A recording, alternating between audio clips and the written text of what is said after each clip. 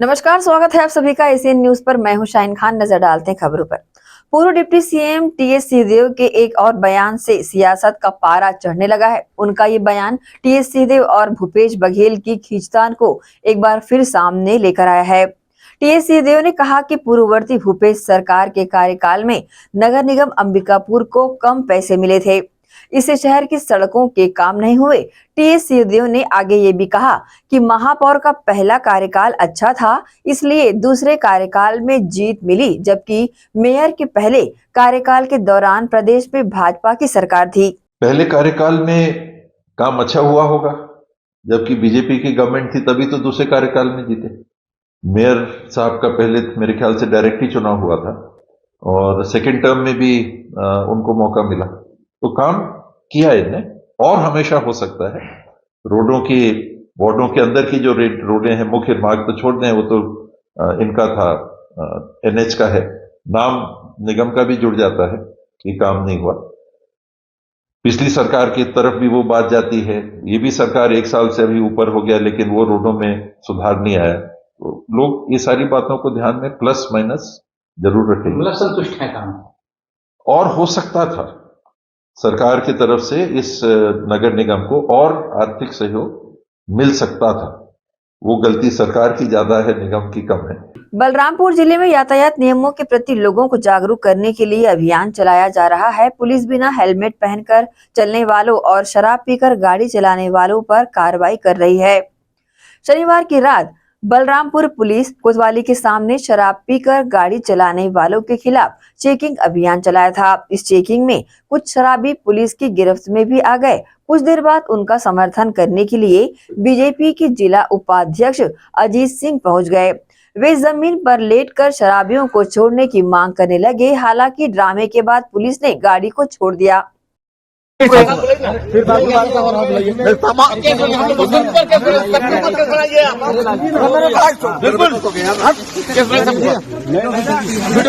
Video बनाइए और पेश कीजिए सबको भैया वीडियो बनाइए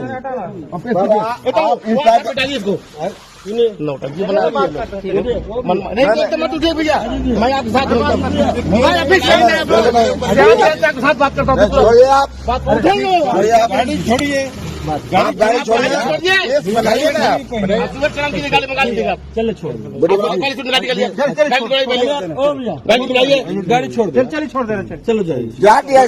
सुनिए, मेरे को अच्छा लगा आपका गाड़ी मैं छोड़ो यार गाड़ी। क्या तमाशा मार रहा है आप लोग, पुलिस वाले में गुंडाई कर लिया, एकदम गुंडाई। लेकिन मालूम मैं आपको एक चीज बताता हूँ, इनका पूरा पता। अगर हमारे मंत्री से कल फोन उठाएंगे ना, देख सकता 2 दिन आप नहीं रुकेंगे, बता रहा मैं आपको, मैं बता रहा हूँ 2 दिन आप बता रहा हूँ। यार गाड़ी निकाल यार तुम अपने।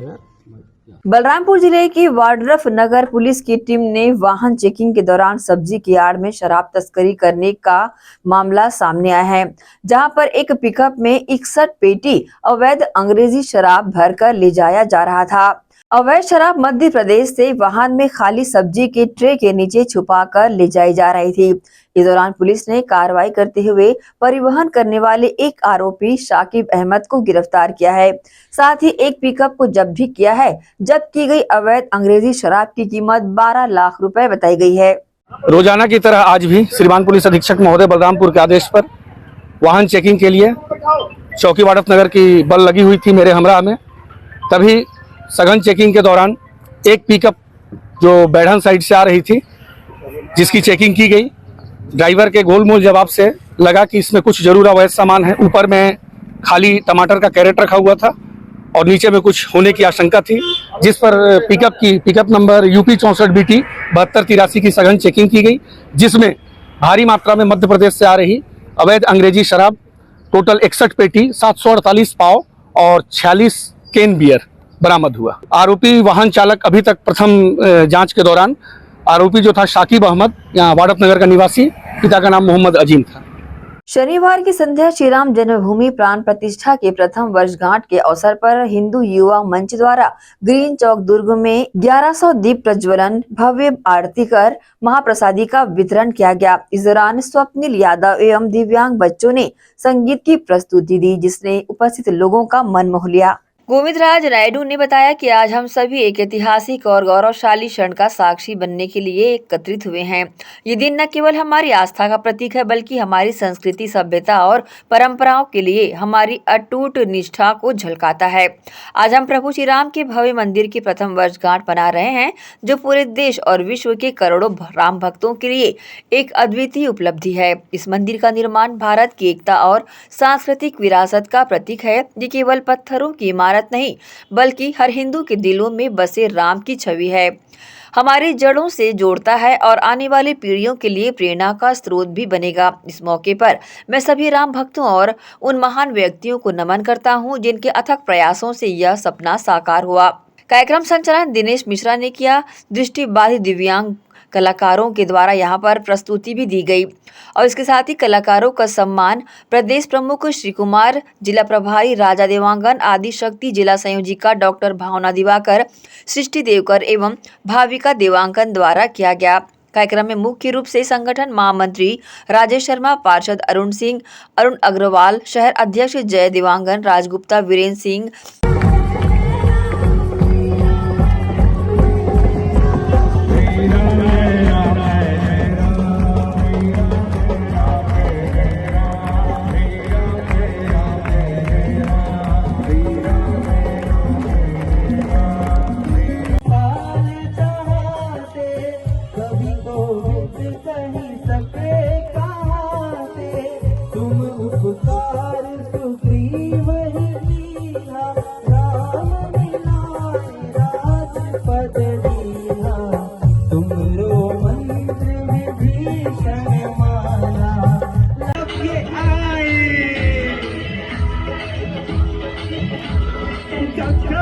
दुनिया इनको पुकारी, राम जी की बिजली सवारी, राम जी की जीना है प्यारी।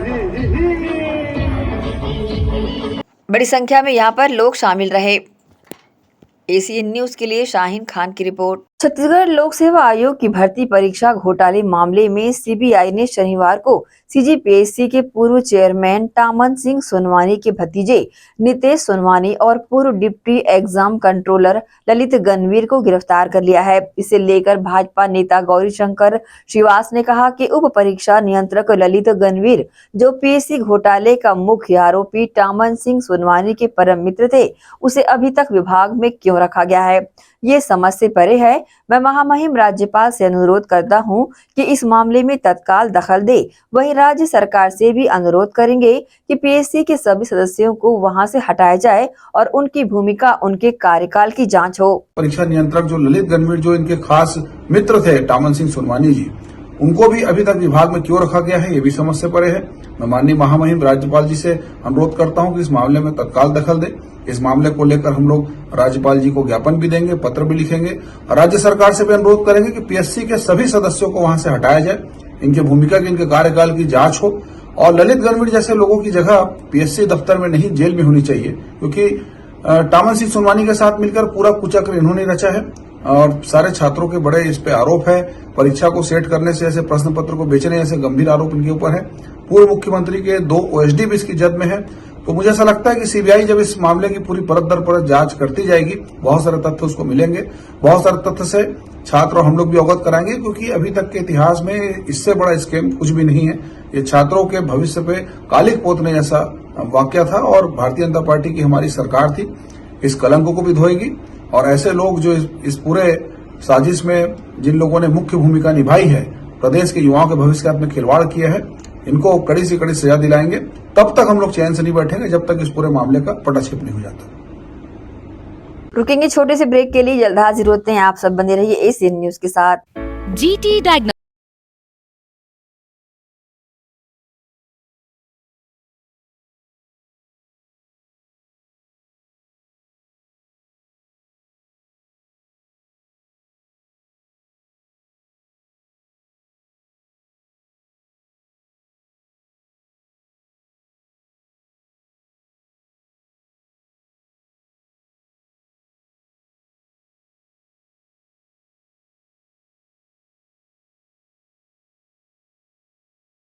की सलाह से सही जगह MRI कराएं। जीटी डायग्नोस्टिक सेंटर में multi slice CT scan, ultrasound, echo एवं समस्त बाकी जांचों की सुविधा एक ही छत के नीचे। जीटी डायग्नोस्टिक में 24 घंटे सुविधा, स्वच्छ वातावरण एवं waiting area, qualified doctors, trained staffs. GT diagnostic near Nehru Nagar square, Priyadarshini परिसर, भिलाई।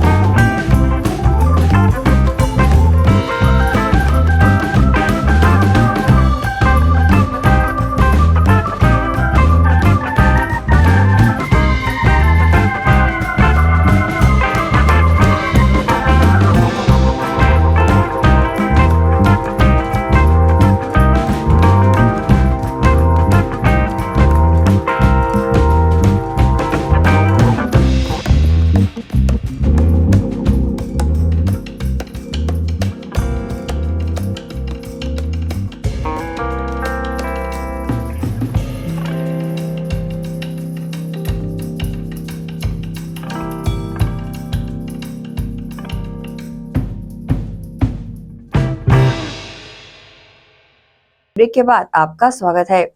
सोशल मीडिया पर छत्तीसगढ़िया रामायण के नाम से एक वीडियो धूम मचा रखा है। इस वीडियो में भाजपा के नेताओं को पॉजिटिव किरदारों में और कांग्रेसियों की तुलना नेगेटिव किरदारों से की गई है। इस वीडियो पर पूर्व सीएम भूपेश बघेल ने एक पोस्ट किया था कि मुख्यमंत्री जी आप कुछ भी हो सकते हैं, आप भगवान नहीं हो सकते। हमारे भांचा राम से अपनी तुलना करके आप छत्तीसगढ़ के लोगों की भावनाएं आहत कर रहे हैं। इस पर भाजपा नेत्री राधिका खेरा ने वीडियो जारी कर कहा कि जय श्री राम भूपेश बघेल जी, सच कड़वा होता है, इसलिए आपको इसे देखने में इतनी तकलीफ हुई। सच से भागना आपकी राजनीति की आदत बन चुकी है। छत्तीसगढ़ में कांग्रेस की सबसे बुरी हार आपके रावण शासन में हुई। जनता ने वीडियो के माध्यम से आपकी असली सच्चाई को बखूबी उजागर किया है। ऐसा कहते हैं सब लोग के जादू भरी पदरज है तुम्हारी। इस आस्पद रस का स्पर्श हुआ तो मौन शिला बनी सुंदर नारी। मेरे पास है बस एक नैया, मेरे पास है बस एक नैया, सारे कुटुंब की पालनहारी। नाव बनी यदि नार तो आएगा मुझ निर्धन पे संकट भारी एक नारी। जय श्री राम भूपेश बघेल जी। सच कड़वा होता है और इसीलिए आपको इसे देखने में इतनी तकलीफ हो रही है, लेकिन सच से भागना आपकी राजनीति की आदत बन चुकी है। हमारी श्री विष्णुदेव साय जी के नेतृत्व वाली भारतीय जनता पार्टी की छत्तीसगढ़ सरकार की पीआर टीम छत्तीसगढ़ की जनता है और ये वीडियो जनता की भावना का प्रमाण है। लेकिन आप जनता की भावना क्या समझेंगे? आप तो सिर्फ रुपए की भावना समझते हैं, घोटालों की भावना समझते हैं, बहन बेटियों को अपमानित करने की भावना समझते हैं, और हाँ, कैसे भूल सकते हैं, महिलाओं से बदसलूकी करने वालों की भावना को समझते हैं। तभी तो छत्तीसगढ़ में कांग्रेस की सबसे बुरी हाल आप ही के रावण शासन ने देखी। आपकी राजनीति भ्रष्टाचार, अपराधियों को बचाने और वोट बैंक के लिए जनता को ठगने की मिसाल बन चुकी है। इस वीडियो के माध्यम से जनता ने आपकी असली सच्चाई को बेखूबी उजागर किया है। जय जय श्री राम। घर में पड़ी वेस्ट से बेस्ट कर खराब पड़े मटेरियल से पर्यावरण बचाने का संदेश New York institute of fashion global Bhilai की छात्राओं ने दिया। साथ ही उन्होंने इसका एक सुंदर फैशन की तर्ज पर मॉडल बनाकर बताया कि कैसे इसका उपयोग कर सकते हैं। प्राकृतिक संसाधनों के दोहन से प्रकृति और मानव जीवन खतरे में है। इसे देखते हुए हम सब पौधे लगाएं और उन्हें पेड़ बनने तक संरक्षण दें। पर्यावरण से हम जीवित हैं, जिसका आज शासकीय डॉक्टर पाटणकर कन्या स्नातकोत्तर महाविद्यालय दुर्ग में एक सुंदर उदाहरण देखने को मिला, जहां New York institute of fashion global Bhilai की छात्रा पल्लवी रजक और कनक भोजवानी ने फैशन की दुनिया में अपना रुख करते हुए पर्यावरण को बचाने का संदेश दिया।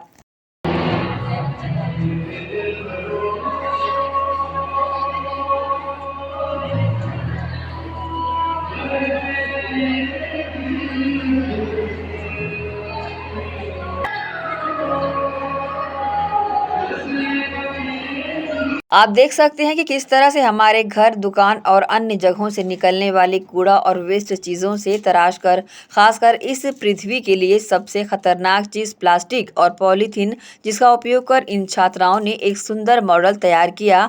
इस दौरान देखिए क्या कुछ कहा उन्होंने। बताना चाहते हैं कि हम सारे लोग कुछ भी बिना सोचे समझे जो कपड़े खरीद लेते हैं और उनको एक या दो बार पहनकर उनको ऐसे ही डिस्पोज़ कर देते हैं, उससे कितना ज़्यादा पॉल्यूशन हो रहा है अर्थ में। और यहाँ पर आप देख सकते हैं कि हमने वेस्ट फैब्रिक्स को यूज़ किया है, जैसे कि हम कुछ भी कपड़े 2-3 बार पहन के फास्ट फैशन कितना इफ़ेक्ट कर रहा है प्लैनेट को, वो हम दिखाना चाहते हैं। एज़ फैशन डिज़ाइनिंग स्टूडेंट्स हम लोग की ये रिस्पॉन्सिबिलिटी बनती है कि हम ये दिखाएं। जो वेस्ट होता है हमारे घर से, जो वेस्ट निकलता है, इकोलॉजिकल वेस्ट, मैकेनिकल वेस्ट, सबको हमने यूज़ किया है। ट्रैश से हमने बहुत ही ब्यूटीफुल सा आर्ट पीस तैयार किया है। मेरे पीछे आप देख सकते हैं, हमें पता नहीं होता है हम कहाँ डिस्पोज़ करें कचरे को, तो वो चीज़ें हमको जाननी चाहिए, वो चीज़ों के बारे में अवेयर रहना चाहिए और उनको सही जगह पर डिस्पोज़ करना चाहिए। ये मैसेज था कि एज अ फैशन स्टूडेंट हम वेस्ट का जिस तरीके से यूज़ कर रहे हैं वैसे ही कॉमन पीपल भी वो वेस्ट को अपने अपने तरीके से यूज़ कर सकते हैं। यूजुअली कॉमन पीपल को पता नहीं होता है कि अलग अलग वेस्ट मटेरियल को अलग अलग जगह डिस्पोज करना होता है। तो हमारा यही उद्देश्य है कि अपने अर्थ को बचाने के लिए हमें उन वेस्ट मटेरियल्स को इस तरीके से यूज़ करना है, जैसे हमने एक आर्ट पीस बनाया है, क्योंकि हम एक फैशन स्टूडेंट है, तो कॉमन पीपल भी उसी तरह उसको अपने तरीके से यूज़ करें और अपने अर्थ को बचाएं। मैं लोगों को ये मैसेज देना चाहती हूँ कि एक छोटे से छोटा टुकड़ा भी हमारी जो भूमि है उसको कितना हार्म पहुँचाता है। तो वो हमको ये नहीं सोचना चाहिए कि वो एक छोटा सा कपड़े का टुकड़ा है या छोटा सा मेटल का टुकड़ा है या एक प्लास्टिक का टुकड़ा है। वो हर एक टुकड़ा हमारे अर्थ को उतना ही अफेक्ट कर रहा है जितना एक हम पॉल्यूशन के लिए जितना हम बात करते हैं, वो छोटे से छोटे टुकड़ा भी पॉल्यूशन में उतना ही अपना योगदान दे रहा है। मेरा नाम पल्लवी रजक है। मैं फैशन डिज़ाइनिंग की स्टूडेंट हूँ। और एसीएन न्यूज के लिए दुर्ग से नसीम फारूकी की रिपोर्ट। दुर्ग के कन्या महाविद्यालय में 1 दिवसीय वार्षिक स्नेह सम्मेलन का आयोजन किया गया, जिसमें New York institute of fashion global Bhilai की छात्राओं ने रैंप वॉक कर सबका दिल जीता, तो वहीं कॉलेज की छात्राओं ने दुल्हन बनकर तालियां बटोरी। दुर्ग शासकीय पाटनकर कन्या महाविद्यालय में 1 दिवसीय वार्षिक स्नेह सम्मेलन का आयोजन किया गया। इस दौरान कॉलेज की छात्राओं द्वारा दुल्हन सजाओ प्रतियोगिता का भी आयोजन किया गया था। छात्राओं का उत्साह इसमें देख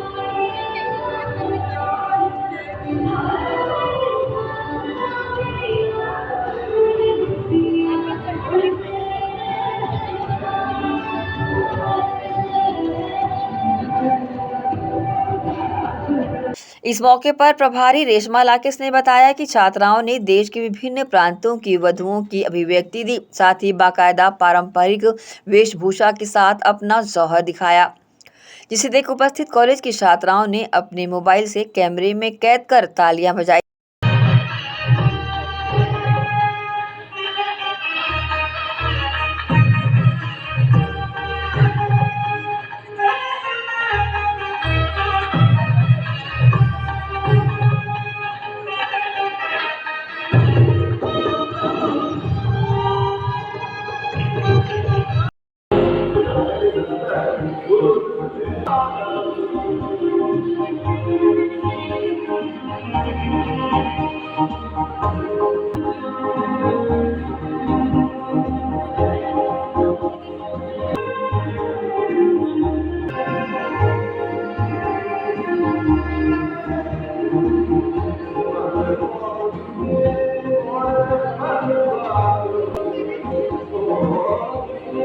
इस मौके पर ख्याति प्राप्त संस्था NIF New York institute of fashion global Bhilai की छात्राओं ने स्वयं बनाए हुए आभूषणों एवं वस्त्रों को रैंप वॉक द्वारा प्रदर्शित किया। NIU की छात्राओं द्वारा ट्रेश टॉक कार्यक्रम का आकर्षण बना रही थी। इस दौरान इनके रैंप वॉक से भी सभी का दिल जीत लिया।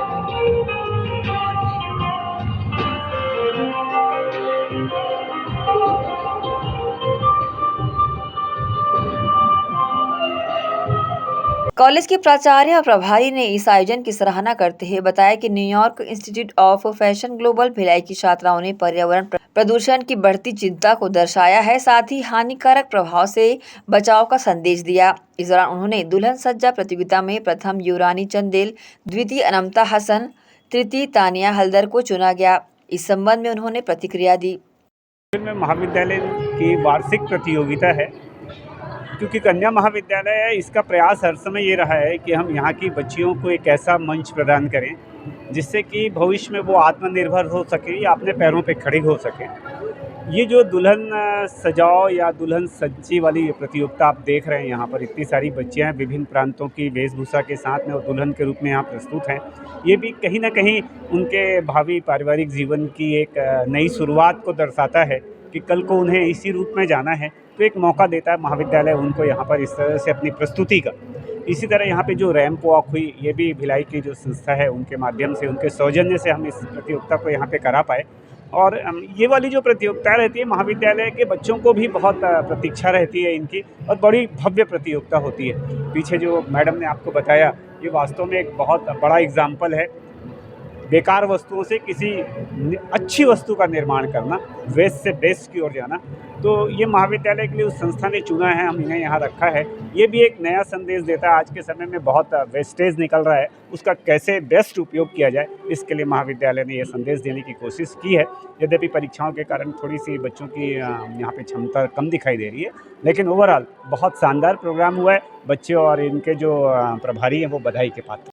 हमारा जो वार्षिक उत्सव होता है, उसके अंतर्गत विभिन्न हम लोग प्रतियोगिताएं आयोजित करते हैं, जिसके तहत आज दुल्हन सज्जा की प्रतियोगिता थी, जिसमें आपने देखा कि छात्राओं ने बहुत बढ़ चढ़कर भागीदारी दिखाई है। विभिन्न प्रांतों की छात्राएं, वधुओं का इन्होंने वेशभूषण धारण किया है।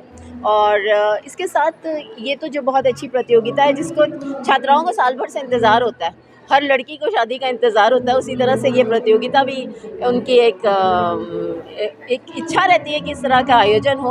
और बट थोड़ा सा क्योंकि एग्ज़ाम सर पे आ गए हैं, तो इस वजह से थोड़ा सा हमारे जो कॉम्पिटिशन्स उसमें फ़र्क पड़ा है। इसके साथ हमारा जो New York institute of fashion global Bhilai का जो है, उसके साथ हमारा MOU है, जिसके तहत हमारे फैकल्टीज़ और छात्राओं का आदान प्रदान होता है विभिन्न गतिविधियों में। तो वहाँ की छात्राएं भी उन्होंने भी जो डिज़ाइनिंग की है ड्रेसेस की और ज्वेलरी की, उसका भी उन्होंने आज एक रैंप वॉक के थ्रू अपना एग्जीबिशन दिया। इसके साथ ही आप यहाँ पीछे देख रहे हैं, इन्होंने एक थ्रैश टैग डॉल बनाई है, जो कि क्योंकि वो लोग फैशन इंडस्ट्री से रिलेटेड हैं, तो उनकी कॉन्सेप्ट भी फैशन से रिलेटेड ही है। तो किस तरह से थ्रैश को, जो कचरा है, कूड़ा करकट है, उसको कितना खूबसूरत वे में उन्होंने प्रदर्शित किया है। और ये भी दिखाया है इसमें कि किस तरह से ये इंसानों के लिए नुकसानदेह है, जो प्रदूषण हो रहा है।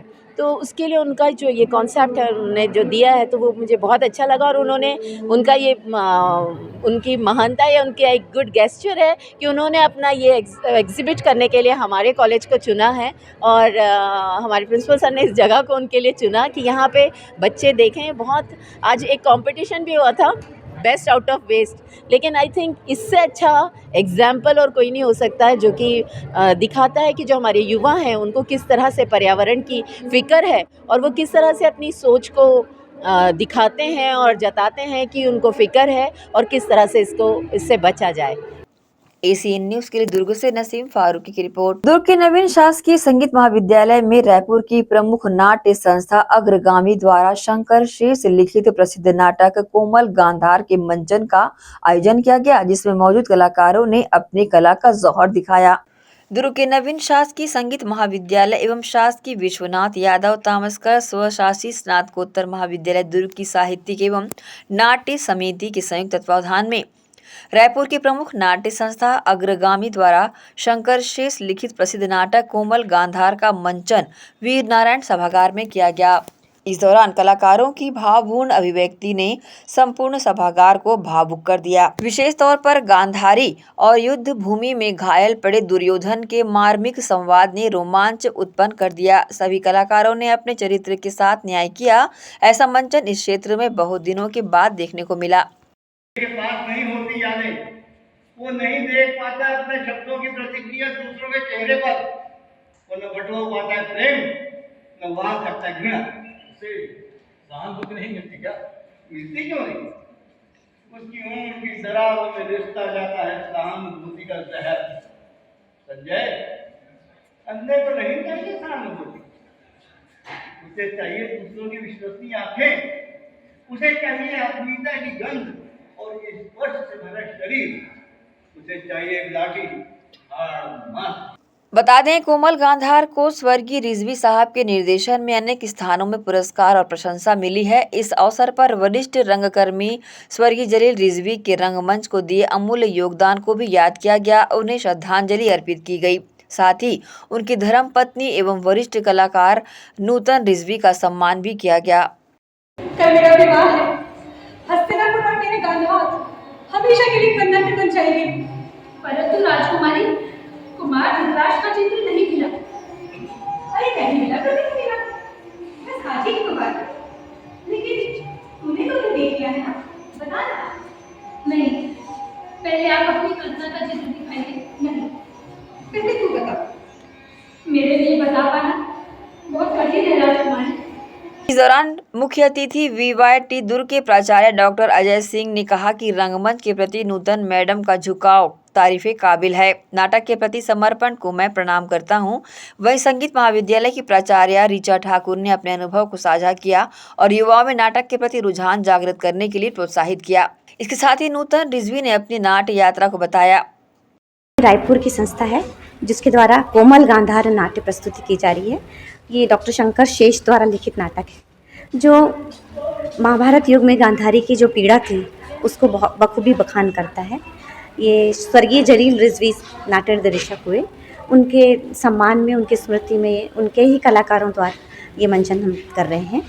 और इसमें साइंस कॉलेज की सांस्कृतिक नाट्य समिति और संगीत महाविद्यालय दुर्ग के संयुक्त तत्वाधान में हम ये आयोजित कर रहे हैं। सारे कलाकार रायपुर से आए हुए हैं, कुछ कलाकार दुर्ग और राजनांदगांव के भी हैं जो रायपुर जाकर इस नाटक की प्रस्तुति करते रहे हैं। और अग्रगामी संस्था लगभग 40 वर्षों पुरानी है और शायद ये छत्तीसगढ़ की पहली नाट्य संस्था है के रूप में शुरुआत हुई इसकी। जलील रिजवी साहब ने इसको शुरू किया था और लगातार फुल लेंथ प्ले जिसे हम बोलते हैं 2 घंटे 2.5 घंटे का नाटक का मंचन देश विदेश में ये करती आ रही है। कोमल गांधारी की ये अपने आप में शायद 8वीं या 9वीं प्रस्तुति है। देहरादून में इस नाटक को दून कंपटीशन में प्रथम पुरस्कार मिला, नाट्य निर्देशक में उनको प्रथम पुरस्कार मिला, चरित्र अभिनेत्री के रूप में उनकी पत्नी श्रीमती नूतन रिजवी को पुरस्कार मिला, शकुनी के रूप में सिद्धार्थ मालवीय को इसमें बेस्ट एक्टर का प्राइज़ मिला। इस तरह से बहुत सारी जगहों पे इस नाटक ने सराहनीय प्रदर्शन किया है और पुरस्कार प्राप्त किए हैं। इस कार्यक्रम को आयोजित करने का हमारा उद्देश्य ये है कि आज थिएटर जो है वो शून्य होता जा रहा है। लोगों में 2 मिनट 3 मिनट का एक्टिंग करके इंस्टाग्राम की रील बनाने का शौक़ हो गया है। नाटक महीनों की मेहनत है और डायरेक्ट जो रंगमंच पे आपको प्रदर्शित करना है, डायलॉग डिलीवरी करना है, अपने अंदर के अहंकार को ये ख़त्म कराता है। तो मैं चाहूँगी कि युवा पीढ़ी इस तरह के नाटकों के माध्यम से अपने अंदर के शौक़ पूरा करे, अपने अंदर के कलाकार को निकाले। हमारे संगीत महाविद्यालय और वीवाईटी दुर्ग के संयुक्त तत्वाधान में हमने आयोजित करने की कोशिश की। हमारा भावराग मंजरी कार्यक्रम जो है हर महीने हम आयोजित करते हैं जिसमें बच्चों के करियर डेवलपमेंट और पर्सनालिटी डेवलपमेंट में ये बहुत बड़ा सहायक होता है। मैं डॉक्टर ऋचा ठाकुर, प्राचार्य नवीन शासकीय संगीत महाविद्यालय दुर्ग। ACN न्यूज़ के लिए दुर्ग से नसीम फारूकी की रिपोर्ट। रुकेंगे एक और छोटे से ब्रेक के लिए, जल्द हाजिर होते हैं। आप सब बने रहिए ACN न्यूज़ के साथ।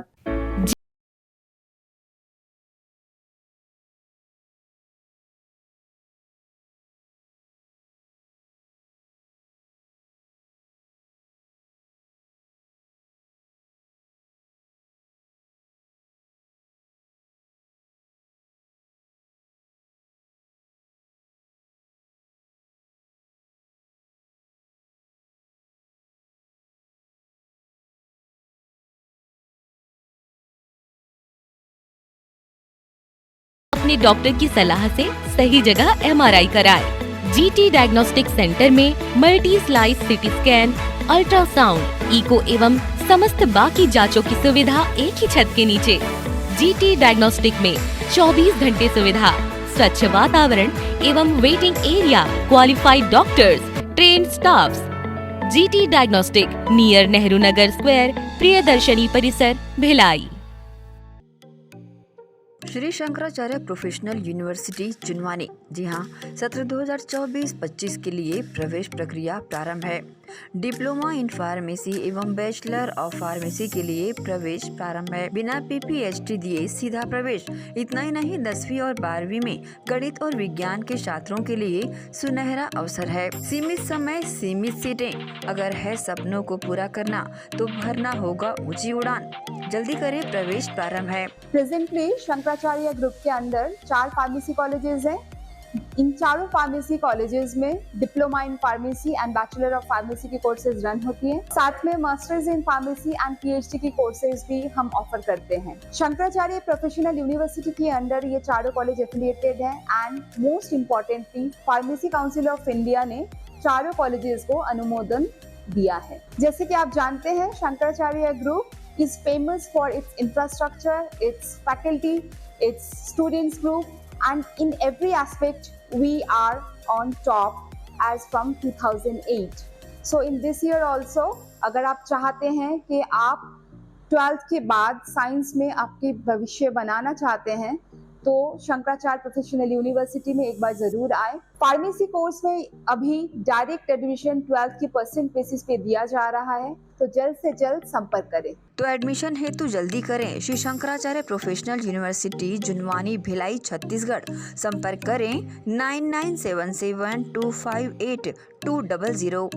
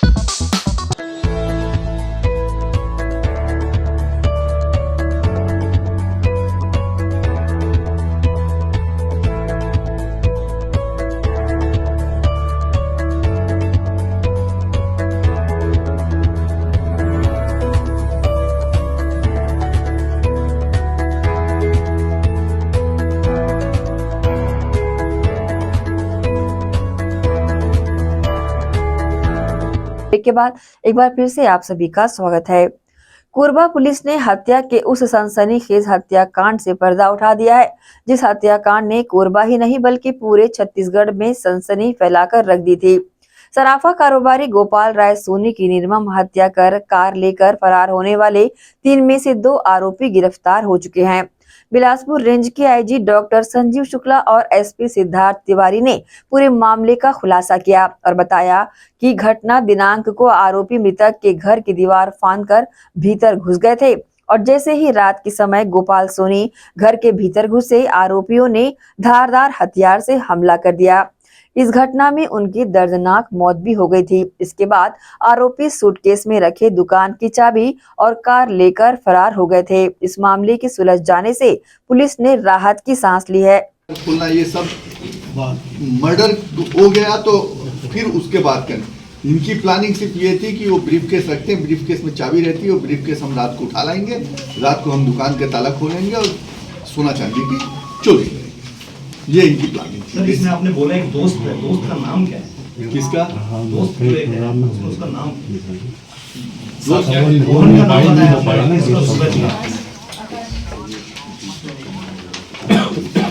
नहीं, कहाँ पे दोस्त है? दो मोटरसाइकिल बैठा कर ले गए उनको घर पर। अच्छा, रात को दोस्त को बुलाया? हाँ, रात को वो सूरज का कोई दोस्त आया था। सूरज मिलेगा तो बताएगा। सूरज ने किसी को टेलीफोन किया था तो दोनों को लेकर गया होगा। वो ये बता रहे हैं एसपी साहब कि दीपक नाम का लड़का है। उस लड़के को इसने, मोहन का दोस्त है, मोहन ने फ़ोन किया और बोला कि हम लोग बालको भट्टी के पास हैं और तू हमको घर छोड़ दे आके घर। तो दीपक को घटना के बारे में इन्होंने कुछ नहीं बताया था, उसको जानकारी भी नहीं थी कि ये अपराध करके आ रहे हैं। तो उसने वो आया और इस्पात नगरी भिलाई के आमदी नगर हुडको में मंगल बाजार स्थित गणेश पंडाल में 6 जनवरी से प्रारंभ हुए श्री राम कथा का रविवार को हवन यज्ञ एवं विशाल भंडारे के साथ समापन हुआ। इस मौके पर महाआरती का आयोजन भी किया गया। इससे बड़ी संख्या में श्रद्धालुओं ने भाग लेकर अपने परिवार की सुख शांति की कामना की। पूर्णाहुति के बाद कथावाचक रामदास जी ज्ञानीदास ने सभी को आशीर्वचन देते हुए सभी के सुख समृद्धि की कामना की। श्री राम कथा आयोजन समिति के पदाधिकारियों ने सभी धर्म प्रेमियों को श्री राम कथा की सफलता के लिए हृदय से आभार भी व्यक्त किया। बता दें 6 जनवरी से प्रारंभ हुए इस 7 दिवसीय राम कथा में हजारों की संख्या में राम भक्त शामिल हुए। रोजाना शाम 4 बजे से रात 8 बजे तक श्रद्धालु मंत्रमुग्ध होकर पंडित ज्ञानीदास जी महाराज के श्रीमुख से कथा का सार श्रवण करते रहे। भक्ति भाव लिए सभी ने श्री राम भगवान को आदर्श मानते हुए सनातन और हिंदू संस्कृति की मिसाल यहाँ पर कायम की। जय जय श्री राम। श्री राम कथा समिति हुडको द्वारा आज यहाँ भव्य कार्यक्रम राम कथा का कार्यक्रम हो रहा है। बहुत बहुत धन्यवाद आप सभी को कि मुझे आज के दिन आपने यहाँ पे बुलाया और मुझे राम कथा जो हो रही है उसमें शामिल होने का मुझे मौका मिला, सौभाग्य मिला। खुद को अपने मंदिर में आए हुए, अपने गर्भगृह में आए हुए 500 सालों तक हमारे रामलला टेंट में थे। हम लोग बहुत सौभाग्यशाली हैं, हमारी पीढ़ी बहुत सौभाग्यशाली है जो भव्य राम मंदिर को, रामलला को इस रूप में हम लोगों ने पाया है। आज की जो तिथि है 1 वर्ष पूर्ण हो गए हैं। आप सभी को इसकी बहुत बहुत बधाई, शुभकामनाएं और बहुत जल्द हम आशा करते हैं काशी मथुरा भी इसी तरीके से हम लोग उसका भी हर्षोल्लास से तिथियां मनाएं। जय जय श्री राम। वही कथा के 6वें दिन पूर्णाहुति यहाँ पर दी गई। हवन कुंड में पूर्णाहुति देते हुए सभी राम भक्तों ने प्रतिक्रिया दी। ओम भू स्वाहा इदं वायवेदं नमः। ओम भुवः स्वाहा इदं वायवेदं नमः। ओम भू स्वाहा इदमग्नेदं नमः। ओम स्वः स्वाहा इदं सूर्याय इदं नमः। जल घुमा फिर से हाथ में चावल को लेकर के ब्रह्मा विष्णु महेश गौरी और ब्रह्मा का ध्यान करेंगे। ओम ब्रह्मस्ते क्षमा प्रार्थना पूर्वक नमस्कारान् समर्पयामि प्रणमामि मुहुर्मुहुः। छोड़ दीजिए, दाहिने हाथ में सभी लोग जल ले लीजिए और सभी लोग बोलेंगे अनेन कृत अर्चनेन सर्वे आवाहित मंडपस्थ देवी देवताभ्यो भोजनम स्नेह श्रीः प्रियंतान्। हर वर्ष भव्यता से राम कथा कराए जाने की बातें समिति के द्वारा की गई है। आने वाले दिनों में भव्य आयोजन भी समिति के द्वारा किए जाएंगे। आज हम लोग के 6वां दिन समाप्ति होने के पश्चात आज पूर्णाहुति दी गई है और उसके साथ हम लोग सब प्रतिज्ञा लिए हैं कि पूरे शहर को, पूरे हमारे देश को राममय कर दें और इसी रामलला का जो कल जन्म दिवस, स्थापना दिवस मनाए थे, उसी के परिप्रेक्ष्य में हम लोग भी यहाँ पे रंगोली सजा करके और दिए हुए जला करके उत्साह से मनाएं। आज पूर्णाहुति का दिन है और शाम को ज्ञानी जी का फिर से प्रवचन होगा। इसी के साथ में कार्यक्रम को विश्राम है। आज रामकथा के अंतिम दिन है। ज्ञानी रामदास जी का आज अंतिम दिन है। वो जो आएंगे प्रवचन देंगे। आज राम वनवास से घर लौटेंगे, राजा अभिषेक होगा, राजा अभिषेक होगा। आज ये हवन जो होता है ये राम कथा के बाद ये पूर्णाहुति कहलाती है। आज कथा का आखिरी दिन है।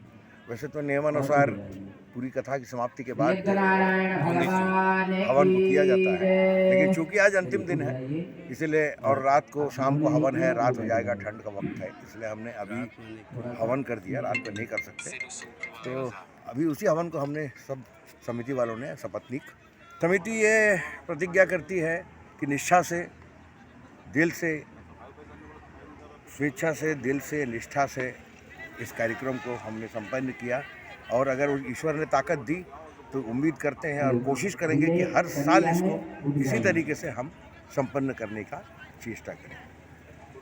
एसीएन न्यूज़ के लिए शाहीन खान की रिपोर्ट। इस्पात नगरी भिलाई के आमदी नगर हुडको में मंगल बाजार स्थित गणेश पंडाल में 6 जनवरी से प्रारंभ हुई श्री राम कथा का रविवार को हवन यज्ञ एवं विशाल भंडारे के साथ समापन हुआ। इस मौके पर श्री राम कथा आयोजन समिति के द्वारा जिला शिक्षा समिति के द्वारा नेत्र जांच शिविर का आयोजन किया गया था। नेत्र जांच शिविर में अपनी टीम के साथ पहुंचे जिला चिकित्सालय दुर्ग के नेत्र रोग विशेषज्ञ डॉक्टर V.S. राव ने श्री राम कथा के पूर्णाहुति के अवसर पर आए श्रद्धालुओं के नेत्रों का परीक्षण कर उन्हें चिकित्सकीय सहायता प्रदान की। श्री राम कथा समिति हुडको के तत्वावधान में मानव सेवा ही माधव सेवा का भाव लिए नेत्र परीक्षण शिविर का 1 दिवसीय आयोजन गणेश मंडप में राम कथा के दौरान किया गया। बता दें 7 दिवसीय भव्य राम कथा का आयोजन श्री राम कथा समिति हुडको के द्वारा किया जा रहा है। इस कथा में पंडित ज्ञानी दास जी महाराज अपने श्रीमुख से कथा का सार श्रद्धालुओं को श्रवण करा रहे हैं। कथा के 6वें दिन समिति के द्वारा मानव सेवा का भाव लिए नेत्र परीक्षण शिविर का आयोजन किया गया। यहाँ पर लगभग 152 लोगों के नेत्रों की जांच की गई। वहीं दृष्टि दोष पाए जाने पर उन्हें चश्मा वितरण किया गया और इसके साथ ही उचित परामर्श भी दिया गया। समिति के द्वारा जिन लोगों ने चश्मा प्राप्त किया उन लोगों का उत्साह देखते ही बना। सभी ने एक स्वर में समिति की सराहना दिल से की। मैं शिव सेवा समिति की जनक ललित द्विवेदी हूँ। मैं यहाँ रोज राम भजन में आती हूँ। मुझे भी चश्मा मिला है और चश्मा अच्छा लगा, मतलब देख के, क्योंकि उम्र भी हो गई, 60 साल होने वाले हैं, तो अच्छा लगा यहाँ का राम कथा का।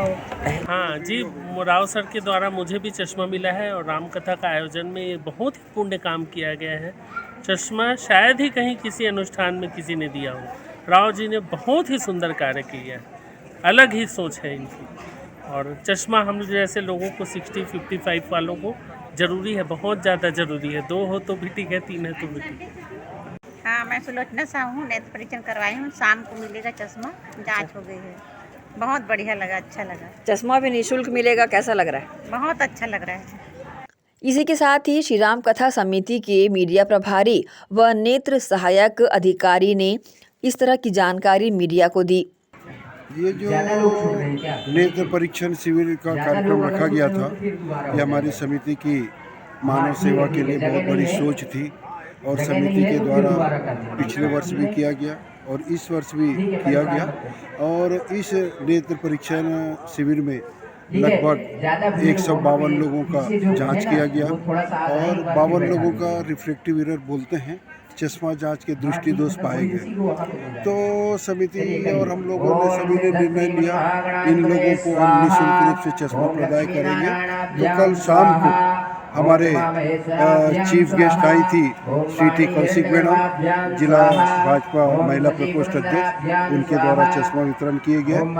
और बड़ा सौभाग्य की बात है कि हमारे बुजुर्गों को हमें सेवा करने का मौका मिला। आसपास के क्षेत्र के लोग भी आए और लगभग 20 मरीज ऑपरेशन के लायक पाए गए। उनको जिला चिकित्सालय दुर्ग में निःशुल्क रूप से हम लोग ऑपरेशन कराएंगे। हमारे मुख्य चिकित्सा स्वास्थ्य अधिकारी डॉक्टर मनोज जानी सर के मार्गदर्शन में doctor Sangeeta Bhatia madam HOD और डॉक्टर अल्पना अग्रवाल मैडम द्वारा ऑपरेशन किए जाएंगे भविष्य में। इसका उद्देश्य क्या था सर? इसका जो उद्देश्य ऐसा था कि जैसे हम लोगों ने शुरू से ही कहा, जब हम राम कथा समिति का निर्माण किए तो राम कथा तो हम कराएंगे जन जागरूकता के लिए, राम के नाम का, हिंदुत्व का, लेकिन उसके साथ ही जरूरतमंदों के लिए मानव सेवा का भी कार्य करेंगे। ये तो पहला नेत्र परीक्षण चश्मे जांच ऑपरेशन है। आने वाले समय में कुछ महीनों में रक्तदान शिविर और जन जागरूकता के हिसाब से जरूरतमंदों को जो भी सहायता करनी पड़ेगी, हमारी समिति भरपूर सहयोग करेगी। आपका परिचय? मैं V.S. राव, नेत्र सहायक अधिकारी हूँ और इस रामकथा समिति का मीडिया प्रभारी हूँ। बहरहाल समिति के द्वारा किया जा रहा ये प्रयास काफी सराहनीय कदम है। एशियन न्यूज के लिए शाहीन खान की रिपोर्ट। माइलस्टोन जूनियर विंग में शनिवार को लोहड़ी एवं मकर संक्रांति पर्व मनाया गया। इस अवसर पर सर्वप्रथम बच्चों ने पतंग बनाई। इस दौरान बच्चों ने यही बताया कि किस शेप को मिलाकर पतंग बना रहे हैं।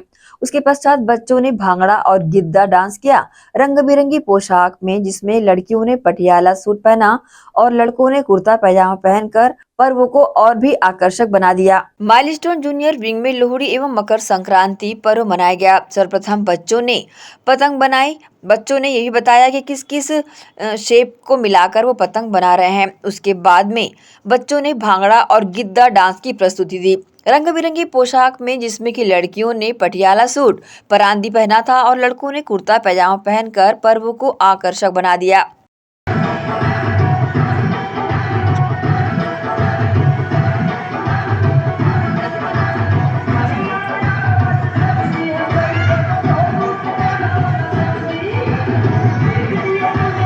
इस बीच बच्चों ने पंजाब के एक पिंड में प्रवेश किया जो कि माइलस्टोन का ही कैंपस था। उसमें बच्चों ने मिट्टी के बर्तन बनाते हुए कुम्हार को देखा, कुआं से रस्सी में बाल्टी बांधकर पानी कैसे निकालते हैं देखा, ये सभी देखा और गांव की झोपड़ी और वहां पर बैल देखे। पर्व के माध्यम से पंजाब की छटा यहां पर प्रस्तुत की गई। माइलस्टोन में ऐसा तो कभी नहीं होता कि बच्चों के पेरेंट्स के लिए कुछ ना हो। इस बार भी पेरेंट्स के लिए कंपटीशन रखा गया था, जिसमें फैमिली डांस था, सोलो डांस और बेस्ट कॉस्ट्यूम भी आयोजित किया गया। उन सभी लोगों को डायरेक्टर मैडम डॉक्टर श्रीमती ममता शुक्ला जी के द्वारा पुरस्कार भी वितरण किया गया। माइलस्टोन की डायरेक्टर ममता शुक्ला, प्रिंसिपल हेमा गुप्ता एवं समस्त माइलस्टोन परिवार की ओर से बड़ी संख्या में लोग शामिल रहे। सभी ने पर्व मनाते हुए एक दूसरे को बधाइयां दी।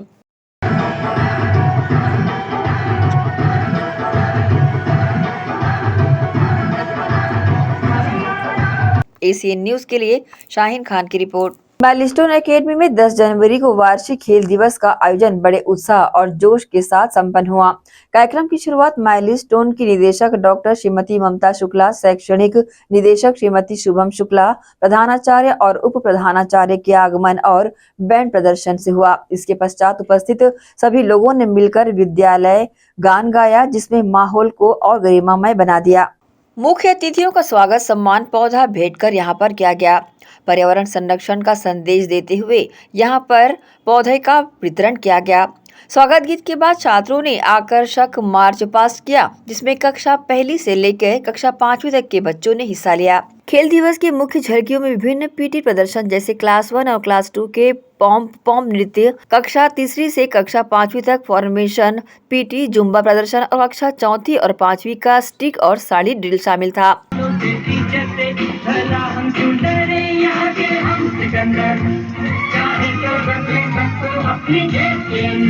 खेल प्रतियोगिता में विभिन्न खेल यहाँ पर आयोजित की गई।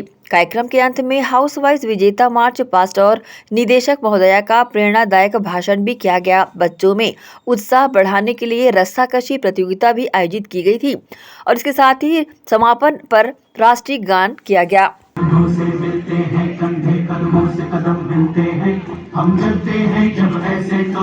कदम से कदम मिलाते हुए ये कार्यक्रम बच्चों के शारीरिक और मानसिक विकास को बढ़ावा देने के उद्देश्य से किया गया था। पूरे आयोजन में छात्रों और शिक्षकों ने भरपूर उत्साह और ऊर्जा के साथ हिस्सा लिया। एसीएन न्यूज के लिए शाहीन खान की रिपोर्ट। इसी के साथ ही आपसे लेंगे इजाजत। आप सब बने रहिए एसीएन न्यूज के साथ। नमस्कार।